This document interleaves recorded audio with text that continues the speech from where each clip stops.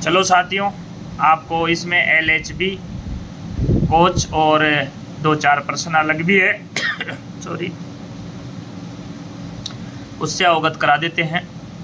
तो चलिए, प्रश्न पहला है, डिस्क ब्रेक सिस्टम के क्या लाभ हैं। तो LHB कोच के अंतर्गत डिस्क ब्रेक सिस्टम यूज किए जाते हैं। आपको पता होगा LHB कोच है, जो LHB कोच के अंतर्गत डिस्क ब्रेक सिस्टम का यूज किया जाता है। तो वो जो LHB कोच के अंतर्गत जो डिस्क ब्रेक सिस्टम का यूज किया जाता है, उस डिस्क ब्रेक सिस्टम के क्या लाभ हैं, क्या फ़ायदे हैं। तो एक तो बोगी की अधिक गति होती है, और constant efficient of friction, wheel training की कम आवश्यकता। तो ये उपरोक्त सभी होते हैं। जो डिस्क ब्रेक सिस्टम के लाभ हैं, बोगी की अधिक गति, constant efficiency of friction, wheel training की कम आवश्यकता। तो ये सभी लाभ हैं, उपरोक्त सभी। तो आंसर इसमें आ जाएगा उपरोक्त सभी। यानी डिस्क ब्रेक सिस्टम के क्या लाभ हैं।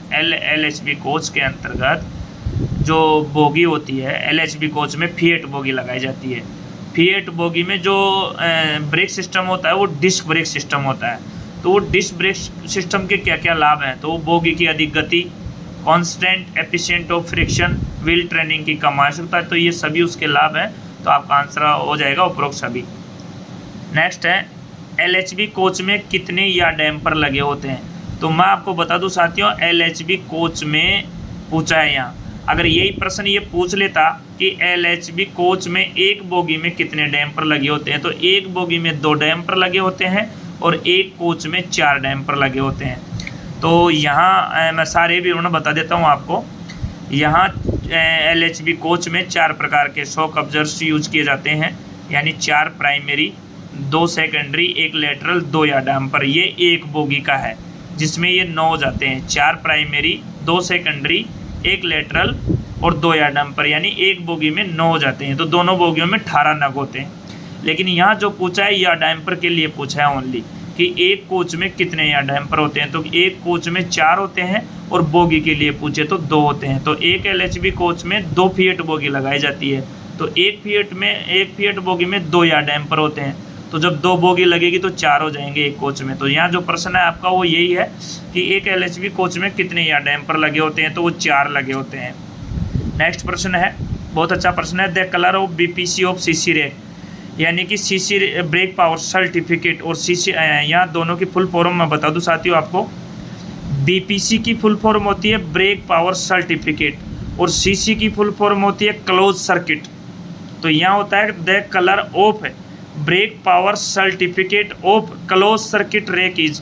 तो वो जो आपका कलर होगा क्लोज सर्किट का वो येलो होगा, पीला होगा, याद कीजिए। CC रैक के BPC का रंग पीला होता है, याद रखिएगा साथियों। एक जो नेक्स्ट है 62 नंबर का प्रश्न, उसमें आया है LSD। तो LSD का मतलब होता है लोड सेंसिंग डिवाइस। इसकी फुल फॉर्म होती है लोड सेंसिंग डिवाइस।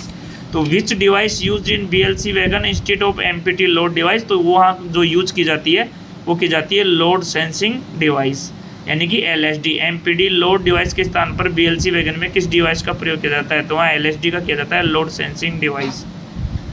ठीक है साथियों। नेक्स्ट प्रश्न है आपका, LHB कोच में कंट्रोल डिस्चार्ज टॉयलेट का स्लाइड वाल्व कितने किलोमीटर प्रति घंटा की गति पर अपने आप खुल जाता है। देखिए, ये बहुत इंपॉर्टेंट क्वेश्चन है। पहली बात तो आपको यहाँ CDTS का मतलब फुल फॉर्म आनी चाहिए। तो CDTS का जो फुल फॉर्म होता है वो आपके होता है कंट्रोल डिस्चार्ज टॉयलेट सिस्टम। फिर मैं रिपीट कर रहा हूँ, CDTS। तो LHB कोच में CDTS का यूज किया जाता है, वो मैं आपको बता देता हूँ। तो CDTS का फुल फॉर्म होता है कंट्रोल डिस्चार्ज टॉयलेट सिस्टम। तो यहाँ LHB कोच की बात हो रही है। LHB कोच में CDTS का स्लाइड वाल्व कितने किलोमीटर प्रति घंटा की गति पर अपने आप खुल जाता है। तो वो 30 किलोमीटर की गति पर अपने आप खुल जाता है। नेक्स्ट है, LHB कोच में नए ब्रेक पैड की मोटाई कितनी होती है। तो LHB कोच में नए ब्रेक पैड की मोटाई 35 mm होती है और कंडम की होती है 7 mm, दोनों याद रखिएगा। नेक्स्ट प्रश्न है कि LHB कोच में, वैसे LHB कोच में CTRB रोलर बियरिंग का प्रयोग किया जाता है। CTRB की फुल फॉर्म होती है कार्ट्रिज टेपर्ड रोलर बियरिंग। यहाँ BLC वैगन के बारे में पूछा है। BLC वैगन में किस प्रकार की रोलर बियरिंग प्रयोग की जाती है। तो वहाँ भी CTRB की जाती है और उसका मतलब भी कॉर्टेज टेपर रोलर बियरिंग ही होता है। नेक्स्ट है साथियों, यहाँ जो प्रश्न पूछा है बहुत अच्छा पूछा है, बहुत वेरी वेरी इंपॉर्टेंट प्रश्न है, खतरनाक प्रश्न है, याद कर लीजिएगा। मैं यहाँ आपको कंप्लीट ही समझा देता हूँ। प्रश्न ये है कि BLC रेक में एक वैगन के डैमेज होने पर कुल कितने वैगन डिटेच होते हैं। तो BLC वैगन में 5 वैगन डिटेच होते हैं, जब जाके BLC वैगन का 5 वैगन का एक वो जिसको अपन बोलते हैं car, B car, A car. तो A कार के अंतर्गत 2 वैगन होते हैं और B कार के अंतर्गत 3 वैगन होते हैं। यहाँ 3 प्रश्न बन गए। यहाँ वो पूछ सकता है कि एक रेक में, BLC रेक में एक वैगन के जो डैमेज, अगर एक भी वैगन 5 में से डैमेज होता है तो कुल कितने वैगन डिटेच होते हैं। तो 5 होते हैं, क्योंकि वो टोटल 5 होते हैं। वहाँ 2 कार मिला के बनाई जाती है, A कार और B कार। A कार में BLC वैगन में 2 वैगन होते हैं और B कार में 3 होते हैं। तो दोनों मिला के 3 और 2 5 बनते हैं। तो ये 5 वैगन का रेक होता है BLC वैगन का। तो अगर उनमें से एक भी वैगन डैमेज होता है तो उसमें 5 वैगन डिटेच होते हैं। तो यहाँ प्रश्न यही पूछ रहा है, BLC रेक में एक वैगन के डैमेज होने पर कुल कितने वैगन डिटेच करने होते हैं। तो 5। अब यदि वो A कार का पूछे कि A कार में कितने वैगन होते हैं तो 2। यदि वो पूछता है कि B कार में कितने वैगन होते हैं तो आपका उत्तर आएगा 3। ये याद रखिए। और वो पूछे कि A कार B कार मिलके कितने वैगन से बनता है, तो एक BLC के एक रेक में 5 वैगन वो होते हैं, जुड़ते हैं, 2 A कार के और 3 B कार के, तो 5 हो गए टोटल। लेकिन अगर इन 500 में से एक में भी किसी प्रकार की दिक्कत होती है, डैमेज होता है, तो फिर 5 डिटेच होते हैं। ये ध्यान रखिएगा। नेक्स्ट प्रश्न है, बहुत इंपॉर्टेंट है। LSD की यहाँ फुल फॉर्म पूछी गई है। तो LSD की फुल फॉर्म होती है load sensing device, very very important. और LSD से क्या अभिप्राय है, तो लोड सेंसिंग डिवाइस इसका होता है। नेक्स्ट प्रश्न है साथियों, बहुत ही अच्छा प्रश्न है और मैं यहाँ आपको इसी से रिलेटेड 3 बताऊंगा, ART, ARME और ARMV। फिर रिपीट कर रहा हूँ साथियों, यहाँ मैं आपको बताऊंगा ART, ARME और ARMV। तो अब मैं तीनों का बता दे, एक बताऊंगा मैं SPART, 4 बता रहा हूँ साथियों मैं आपको यहाँ। तो पहले हम बात करते हैं ART की। तो ART की फुल फॉर्म होती है एक्सीडेंट रिलीफ ट्रेन। दूसरी इसमें पूछा है ARME। तो ARME की फुल फॉर्म होती है एक्सिलरी रिलीफ मेडिकल इक्विपमेंट। और यदि ये पूछ लेता ARMV तो फिर हो जाता आपके एक्सिलरी रिलीफ मेडिकल वैन। ये 3 तो ये हो गई। एक जो मोस्ट है वो मैं आपको बता रहा हूँ SPART, यानी self propelled accident relief train. तो ये चारों आपको याद रखनी है, चारों में से एक जरूर आएगी। चलिए साथियों, नेक्स्ट है यहाँ PSG की फुल फॉर्म पूछिए साथियों। और मैं यहाँ PSG से संबंधित आपको 3 प्रश्न बताऊंगा। तो PEASD और PEAV और PEASD को पायलट वाल्व भी बोलते हैं। पहला प्रश्न तो ये कि PEASD को पायलट वाल्व भी बोलते हैं। और इसकी जो फुल फॉर्म होती है PEASD की, वो होती है passenger emergency alarm signal device. और यदि वो पूछे PEAV तो वो हो जाएगी आपकी पैसेंजर इमरजेंसी अलार्म वाल। फिर रिपीट कर रहा हूँ, PEAV पैसेंजर इमरजेंसी अलार्म वाल। और यहाँ पूछ रहा है PEASD, तो passenger emergency alarm signal device, इसको पायलट वाल भी बोला जाता है। तो यहाँ नेक्स्ट प्रश्न है, ब्रेक बाइंडिंग से क्या प्रभाव पड़ सकता है। तो ब्रेक बाइंडिंग से व्हील क्षति तथा कई बार कोच का कटना, जिससे आमदनी की हानि होना, खराब riding quality, roller bearing, spring इत्यादि पुर्जों का खराब होना। तो आंसर आ जाएगा उपरोक्त सभी। और नेक्स्ट प्रश्न है साथियों LHB का, बहुत इंपॉर्टेंट है। LHB कोच में ब्रेक डिस्क का व्यास कितना होता है। तो वो 640 mm होता है। और जो नेक्स्ट 72 प्रश्न है वो भी बहुत इंपॉर्टेंट है, याद कर लीजिएगा, रट लीजिएगा। यहाँ ACP का पूछा है। तो ACP की फुल फॉर्म होती है अलार्म चेन पुलिंग। और इसका जो खींचने का प्रेशर होता है वो होता है आपके 7 से 10 kg। याद रखिएगा, 7 से 10 kg, 7 से 10 kg याद रखिएगा।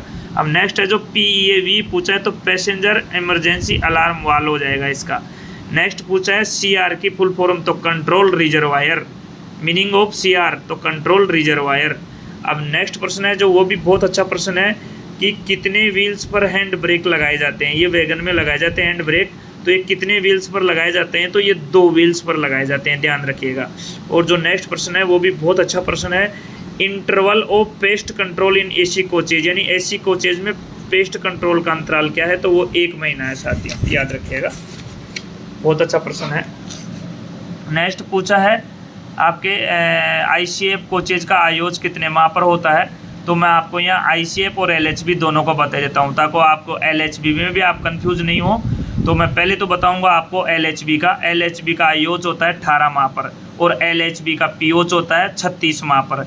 अब यहाँ का आधा कर दो, आईसीएफ आरसीएफ के लिए आयोज हो जाएगा 9 माह और पीओच हो जाएगा 18 माह। तो चलिए दोनों बता दिए मैंने आपके।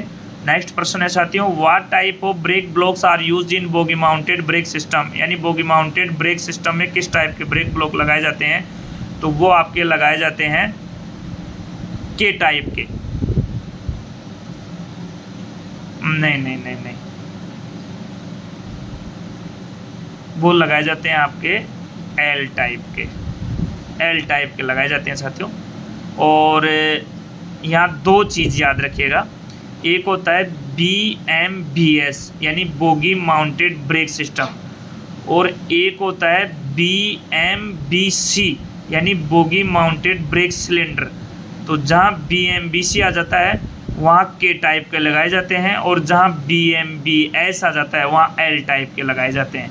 तो ये आपका कन्फ्यूजन मैं क्लियर कर देता हूँ, एक बार फिर रिपीट कर रहा हूँ, 2 टाइप के होते हैं, एल टाइप और के टाइप, एल टाइप और के टाइप। अब एल टाइप का कहाँ लगता है और के टाइप का कहाँ लगता है, मैं ये दोनों कन्फर्म कर देता हूँ आपके।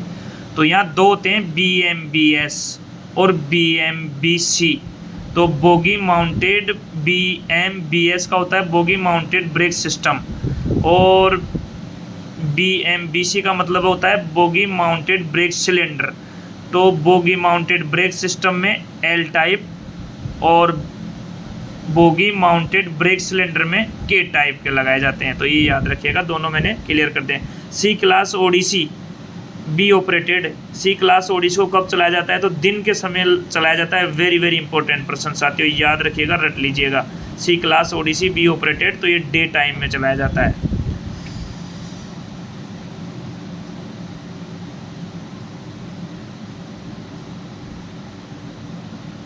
और मैं यहाँ आपको एक चीज़ और बता देता हूँ, ART और ARME दोनों का मैं टाइम बता देता हूँ डे नाइट का। तो ART का तो दिन का टाइम है आधा घंटा और रात का है 45 मिनट, और ARME का रात का तो टाइम है 30 मिनट और दिन का है 20 मिनट, ये भी मैं बता देता हूँ आपको।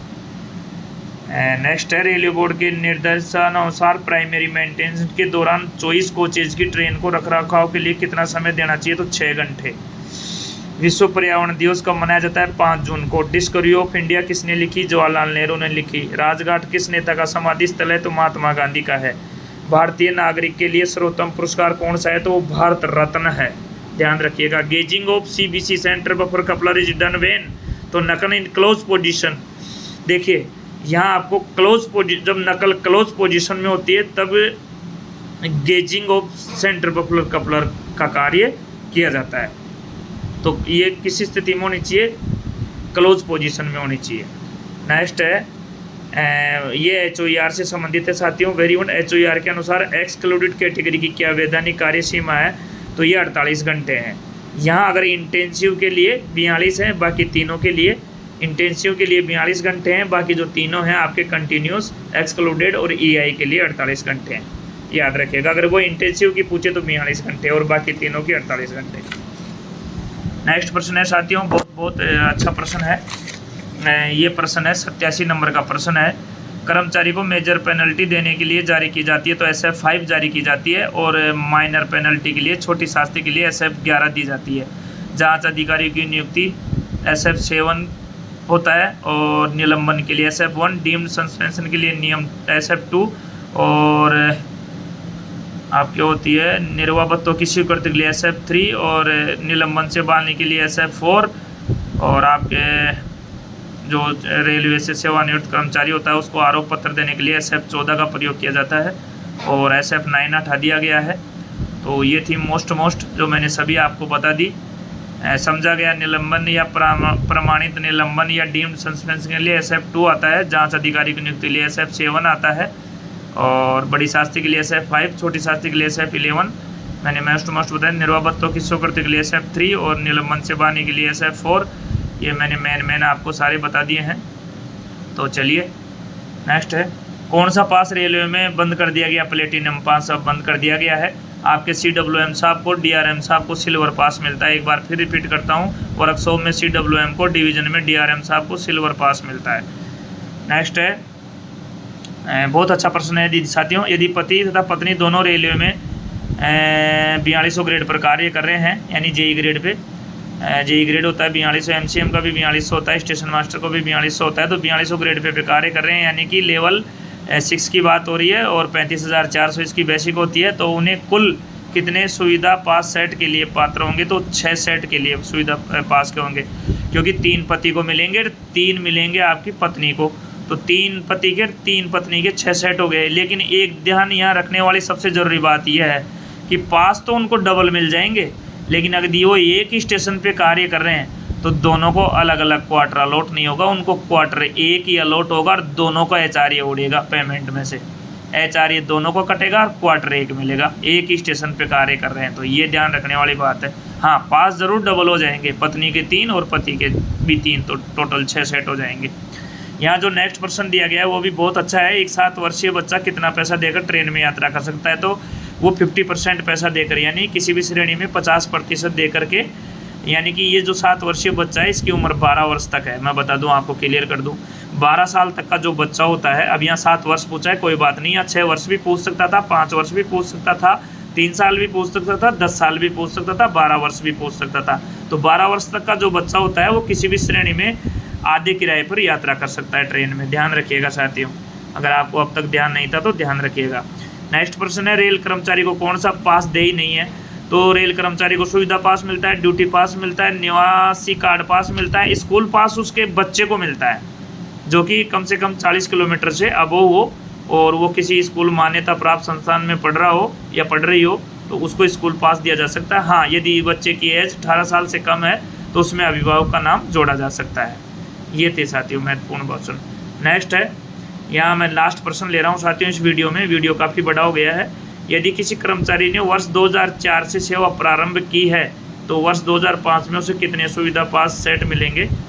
तो 2004 से सेवा प्रारंभ की है तो 2005 में उसे, यदि किसी कर्मचारी की बात हो रही है, अधिकारी की बात नहीं हो रही है, तो उसको एक सेट मिलेगा। लेकिन एक सेट यहाँ ऑप्शन में नहीं है, क्योंकि 5 साल की सेवा के बाद 3 सेट मिलते हैं। तो यहाँ 2004 में नियुक्ति हो गई तो 2005 में उसको 1 सेट ही मिलेगा। यानी कब तक मिलेगा? 2004 में 5 साल जोड़ो, यानी 2004 में 5 साल जोड़े तो 2009, तो 2009 तक उसको एक सेट पर ईयर मिलेगा 5 साल तक। तो यहाँ 1 सेट किसी भी ऑप्शन में नहीं है, न तो ए में है, ए में 2 सेट लिखा है, बी में 6 सेट लिखा है, सी में 12 सेट लिखा है, तो आपका ऑप्शन हो जाएगा कोई नहीं। तो ये तो मैंने आपको बहुत अच्छी तरह से बता दिया है। तो साथियों, ये थे महत्वपूर्ण प्रश्नोत्तर। तो धन्यवाद, thanks for watching this video. फिर अगले वीडियो में आएंगे हम लेके महत्वपूर्ण प्रश्नों का कलेक्शन लेके आएंगे। तब तक के लिए दीजिए आज्ञा, नमस्कार, थैंक यू वेरी मच, धन्यवाद साथियों।